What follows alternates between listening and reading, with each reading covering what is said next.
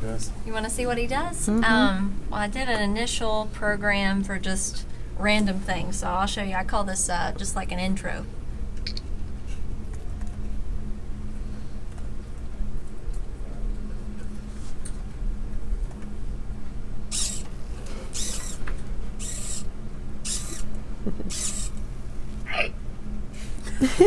So he wags his tail and he kind of shakes his ears a little bit, and that was the closest thing I could come to a bark. That's pretty good. So how did you make the bark? Actually, I used the audio setting, and I don't think it's actually called a bark. It's called like a chirp or something. But it was the closest thing I could come to with that. I have another one that's called, kind of shows good dog, bad dog. Okay.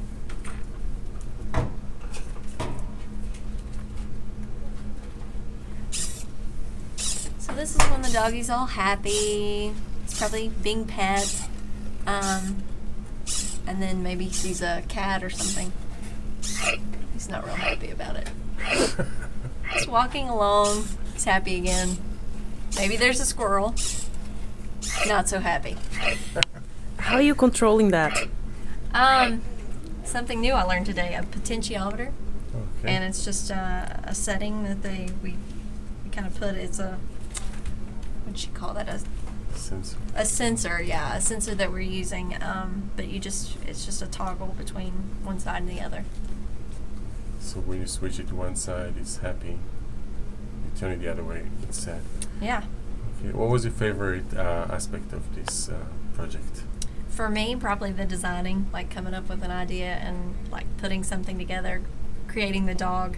When we were looking at the raw materials that you guys had in there, the box, its top was kind of flopping, and I thought it kind of looked like a dog's head. So then just kind of coming up with a design.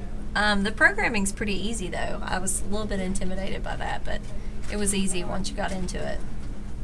What was the most challenging aspect of this?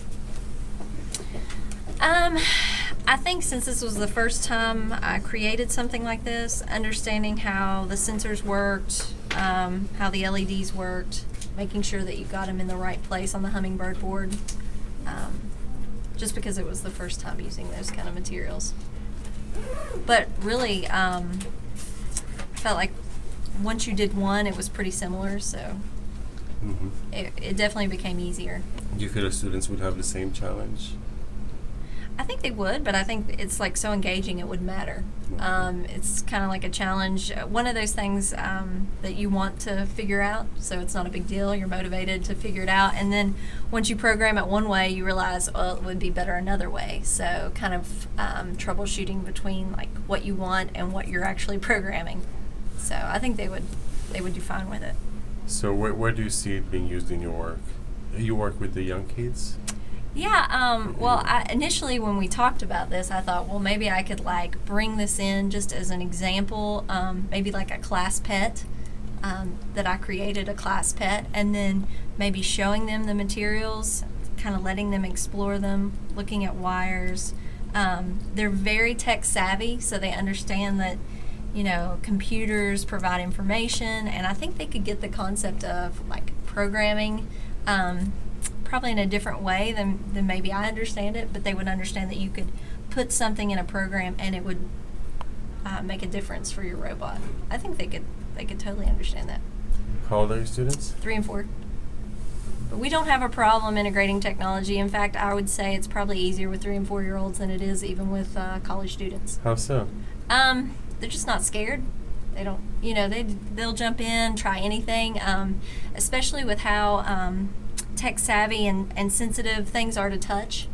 Children love to touch things. I think that's just natural for them. So it's almost, it plays to their strengths of touching. Now, college students, you know, we teach some college courses, and you could put assignments online, try to get them engaged in technology, and sometimes they have more questions than a 3 or 4-year-old would have instead of just trying.